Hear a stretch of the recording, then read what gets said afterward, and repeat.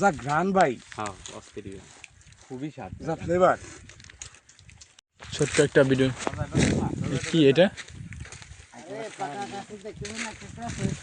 ভাই? এটা কি? এটা কাজু বাদাম। পাকাটা কি কালার, হলুদ না লাল? লাল।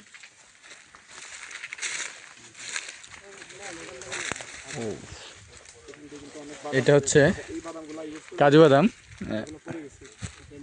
আমরা যেই কাজু বাদামটা আসলে খাই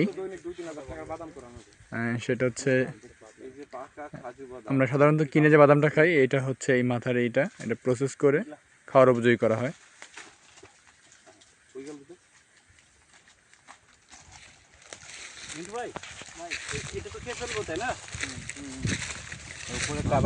ভাই এটা খেতে কেমন?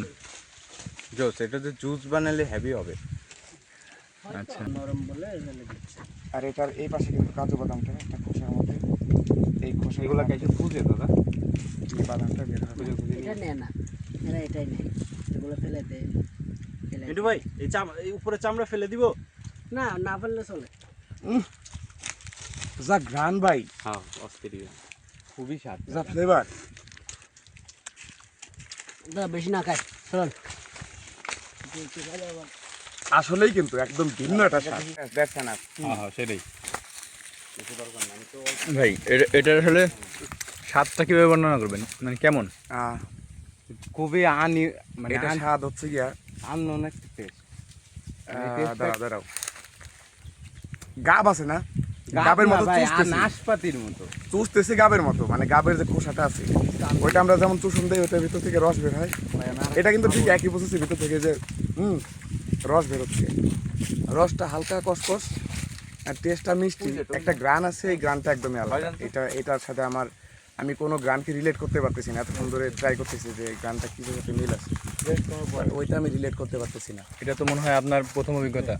আপনি সম্ভবত জানতেন না যে কাজু বাদামের উপরের অংশটা খাওয়া যায়। না, আমি এটা জানতাম না, আমি এটা প্রথম জানলাম। আমি দেখছি এই গাছ আগে, ইভেন এটাও জানতাম না যে এই বাদামটা এত প্রসেসের পর খাওয়া লাগে। আমি ভাবতাম যে আমি আমার ফার্স্ট টাইম ওর মতো একটা বাদাম ছিঁড়ে কামড় দিয়েছিলাম ভাই। কামড় দেওয়ার পরে কি হয়েছে, মানে আমার উপর, ঠোঁটের উপর আর জিভের উপর এমন একটা পর্দা পড়ছে, যে পর্দাটা মনে করে যে তারপরের দিন ওই জায়গা থেকে রিমুভ হয়েছে। অনেক ডলছে, অনেক ইয়া করছে, যায় নাই, ঘা হয়ে যায়। আমের যে কষ আছে ওইটার চাইতে বেশি প্রতিক্রিয়া আর কি এটার মধ্যে, এটার কষে। তো খাইলাম, ভিন্ন একটা টেস্ট। আচ্ছা, ভিন্ন একটা অভিজ্ঞতা। কাজু বাদামের যে উপরের যে অংশটা খাওয়া যায়, এটা আমাদের আসলে জানা ছিল না, নতুন একটা অভিজ্ঞতা।